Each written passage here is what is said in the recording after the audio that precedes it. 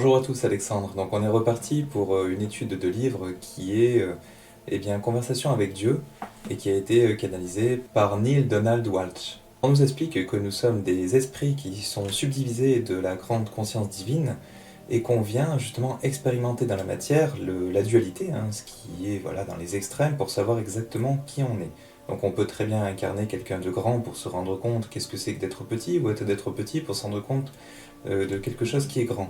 Et inversement, et voilà, c'est un peu pareil pour pas mal d'autres critères. Tout comme notre esprit, notre conscience, et comme la conscience divine, nous savons déjà tout de l'autre côté. Par contre, nous ne l'avons pas expérimenté, et donc le fait de ne pas l'avoir expérimenté, nous ne savons pas vraiment qui l'on est et ce que sont les autres. Donc pour ceci, en fait, il faut qu'on puisse l'expérimenter dans la matière, et donc c'est ce qu'on fait nous au quotidien dans un corps physique, et pour se rendre compte justement de ce qui est petit, de ce qui est grand, voilà, des différents critères de ce qui est l'amour, le non-amour, et de retrouver petit à petit comme ça, au travers de nos différentes expériences, qui on est vraiment, et se rendre compte de qui l'on est dans le subtil. Pour se rendre compte qu'on est un esprit aussi, il faut ne pas être un esprit. Et c'est pour ça qu'on vient aussi s'incarner. Donc bien sûr, on est aussi un esprit, mais on n'est pas que un esprit. On est dans la matière et on a le voile de l'oubli. Donc ça nous permet de ne pas penser, ou en tout cas réfléchir ou conscientiser en fonction de ce que l'on est vraiment, et de faire nos propres expériences sur le plan physique. On lui explique que nous sommes immortels, que nous sommes, en tout cas notre conscience, pas notre corps physique bien sûr, et que notre conscience persiste au travers des différentes vies. Et donc à un moment donné, on va demander à Neale d'écrire un livre pour expliquer un petit peu tout ça à tout le monde. Il explique que tout n'est pas amour sur Terre, et c'est volontaire, parce qu'on n'est pas non plus au paradis, on est là pour expérimenter, et il faut que on puisse se découvrir et savoir ce que c'est que vraiment l'amour. Donc pour ceci, pour l'expérimenter et pour retrouver ce que c'est que vraiment l'amour, il ne faut pas être non plus dans un monde qui soit trop édulcoré et qui soit pur amour. Parce que là, on ne saurait plus vraiment comment nous-mêmes être créateurs de cet amour. Puisque en fait, on serait dans un milieu où tout est amour. Il y a différents cycles, comme des cycles naturels, où on va avoir des ouragans, des tempêtes, etc., qui vont changer les structures, qui vont changer les choses au niveau physique. On a également le cycle de la mort, de la vie, etc., et qui font partie de ce que la source a prévu pour notre expérimentation. Et donc à un certain niveau, on va potentiellement créer, donc au travers de nos déceptions, au travers de nos mauvaises pensées, des choses qui vont nous retomber dessus, donc avec des choses qui vont nous être nocives si c'était par exemple des mauvaises pensées. Donc ça peut être ce qu'on appelle des égrégores, et à un moment donné, ça peut nous créer aussi des maladies, parce qu'à un certain niveau, nous l'avons nous-mêmes créé. Donc nous sommes à la fois créateurs d'une maladie, mais on peut aussi s'en guérir tout simplement si on le décide avec une certaine volonté aussi de supprimer la maladie. Après on nous explique que chaque âme est un maître en devenir, et c'était aussi à la base un maître.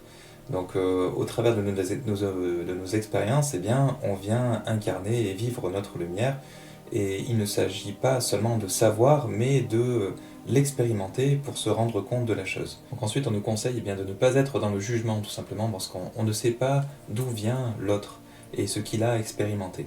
Donc on est tous sur des chemins qui sont différents, et c'est pour ça qu'il ne faut pas ni juger, ni être jaloux, ni quoi que ce soit, parce que tout simplement on est tous amenés à évoluer, à reconnaître notre lumière au travers des différentes expériences qu'on va pouvoir faire dans la matière. On nous explique aussi que les épreuves, même si elles sont inconfortables, elles permettent de nous exprimer, et potentiellement d'avoir des grands succès, ou des choses dont on se souviendra et comprendra pour étant des triomphes. On peut très bien subir une situation, mais on nous fait comprendre qu'en fait on l'a créée nous-mêmes.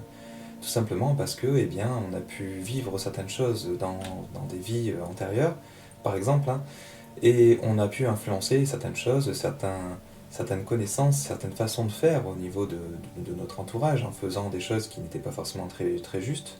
Et donc dans des vies qu'on vit ensuite, on en subit un peu les conséquences, des choses qu'on a pu créer ou générer dans des vies antérieures, par exemple, et qui nous impactent aujourd'hui.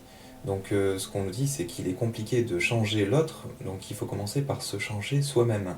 Le fait de vivre une situation qui nous déplaît, c'est peut-être pour nous montrer qu'il ne faut pas complaire cette situation, ou se complaire dans ce type de situation.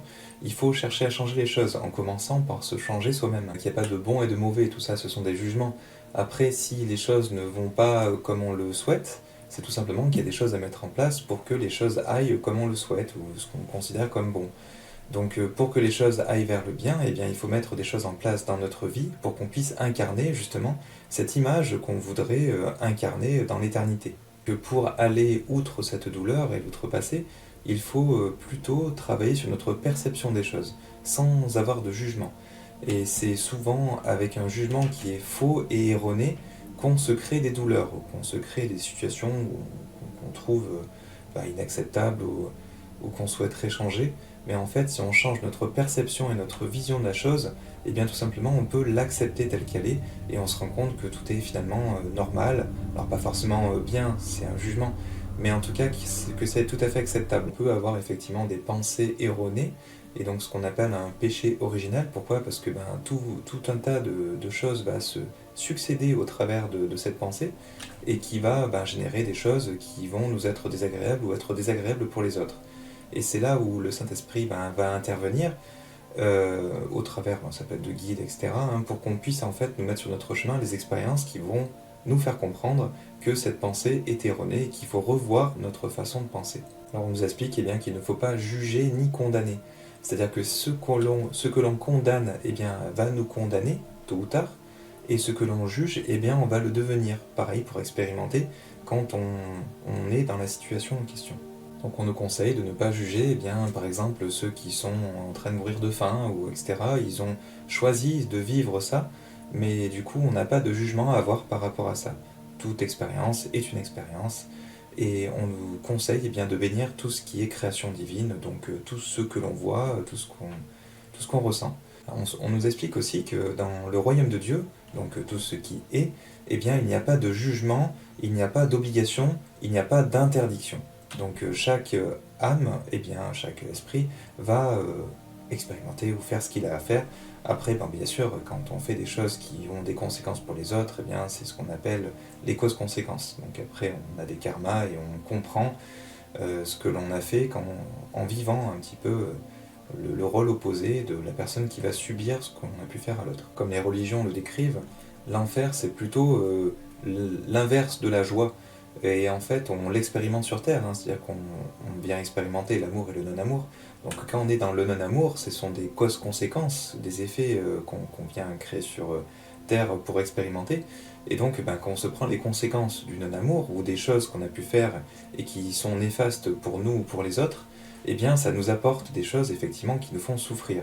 Donc cette souffrance-là, elle est faite pour nous expliquer qu'il y a une expérience à comprendre derrière, pour sortir de cette expérience douloureuse et comprendre exactement là où on s'est trompé, peut-être avoir effectivement une pensée originelle qui est fausse, et donc revoir un petit peu notre façon de voir les choses. Donc on vient sur Terre expérimenter, c'est notre propre volonté, on a le voile de l'oubli pour nous permettre de retrouver un petit peu certaines connaissances au travers de l'expérience, et donc il y aura toujours Dieu qui sera là, mais on ne sera jamais séparé de lui.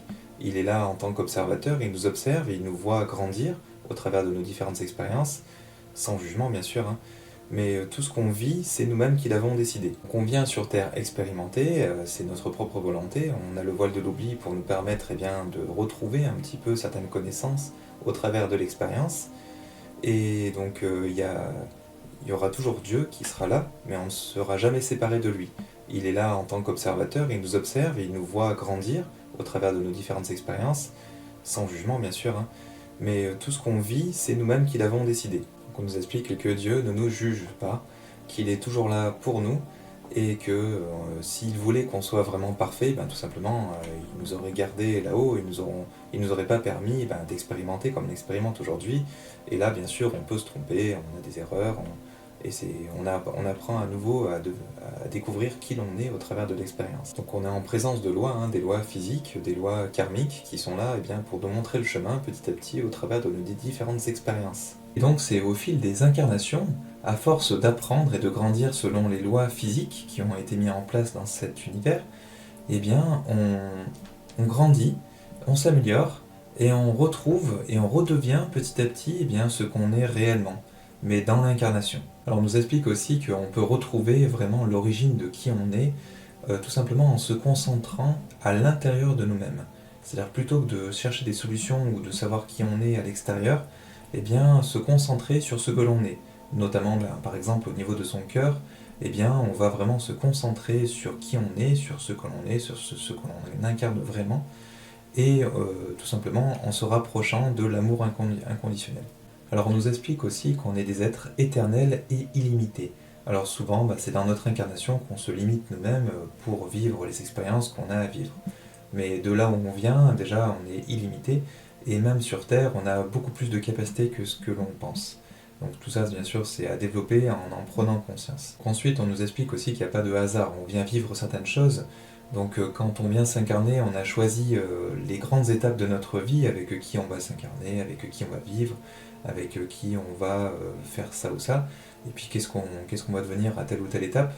Par contre, il y a toujours le libre arbitre, c'est-à-dire que bien sûr, il y a des événements qui vont faire en sorte qu'ils vont arriver à certains moments pour qu'on puisse expérimenter telle ou telle situation, mais on a aussi des choix qu'on peut faire lors de notre incarnation, et donc même si on a un chemin à peu près tracé, où on a le point de départ et le point d'arrivée, et bien tout le chemin pour arriver au point d'arrivée, c'est selon notre libre arbitre, selon les choix qu'on va adopter lors de notre vie. Alors après, on nous explique que la maladie, que l'infirmité, etc., ce sont des choses qu'on vient vivre, qu'on vient expérimenter aussi. Pas systématiquement, mais la plupart du temps. Donc c'est pour ça qu'il peut y avoir un guérisseur qui va venir sur votre route, justement parce que cette expérience-là se termine. Et donc, si vous devez être amené à être guéri de quelque chose, c'est que vous avez d'autres choses à expérimenter une fois que vous serez guéri. Donc ça fait partie du cheminement de ce que vous avez à expérimenter sur votre plan d'incarnation. Donc ensuite on nous explique que si le monde est tel qu'il est, c'est parce que les humains l'ont transformé comme ça, c'était notre propre volonté de détruire pour pouvoir construire d'autres choses, etc. Et que les guerres qu'on entretient, c'est l'humain qui est derrière et qui, de sa propre volonté, vu qu'on ne s'entend pas, on se fait la guerre. Donc en fait, il y a toujours des décisions qui sont humaines qui sont derrière, et ce n'est pas Dieu qui est derrière et qui décide de faire ce qu'on fait en fait sur Terre. Donc on a souvent tendance à réprimer Dieu, en tout cas à dire que c'est de sa faute, que les choses sont telles qu'elles sont, alors qu'en fait non, c'est selon notre propre volonté, notre propre libre arbitre, que les choses sont telles qu'elles sont. Alors on nous explique aussi que s'il y a des choses qu'on considère négatives, ça peut être un vol ou ça peut être n'importe quoi, un viol, un meurtre, etc., arrive, c'est selon aussi le mode de vie de l'humain actuel, où en fait, on va avoir certaines personnes qui vont être riches, d'autres pauvres, et est-ce que les riches vont donner la main ou aider les pauvres pour qu'ils ne soient pas dans une certaine précarité, pour essayer de leur donner une certaine dignité? Eh bien non. Donc à un moment donné, le pauvre, vu qu'il sera dans un certain manque, il va vouloir voler. Mais il y a aussi une responsabilité des deux, quelque part, de celui qui vole et celui qui est volé. Donc il faut voir les choses avec une vue d'ensemble un petit peu plus haute, et voir qu'est-ce qu'on pourrait faire pour les autres pour qu'eux, ils puissent ne plus être dans la délinquance, mais les accompagner pour qu'ils soient vers le mieux et qu'ils soient heureux.